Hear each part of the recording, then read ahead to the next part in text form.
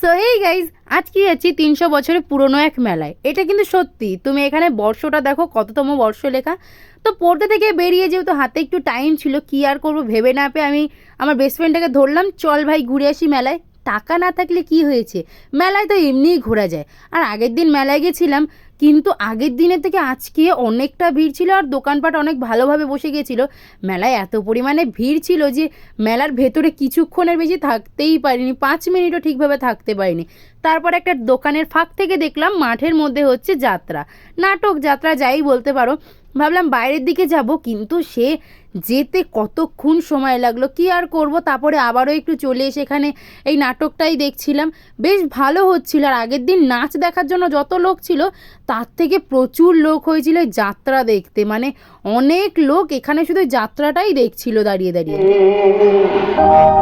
বলো কোথায় তোমার দেশ, তোমার নদী চলার শেষ নদীরে একটি কথা শোনাই শুধু তোমারে। বলো কোথায় তোমার দেশ, তোমার নদী চলার শেষ নদীরে। আর এখানে দেখো মেলাটা হচ্ছে 386তম বর্ষ। আমাদের দেশ স্বাধীন হয়েছে কিন্তু এখনো 100 বছরও হয়নি, তার মানে ভাবো কত পুরনো মেলা এটা। তারপরে তো অনেক ভিড় ঠেলে ঠুলে তারপরে তো বাড়ির দিকে রওনা দিলাম। তো টাটা, দেখাবে অন্য মিনি ব্লগে। তোমরা চ্যানেলটা সাবস্ক্রাইব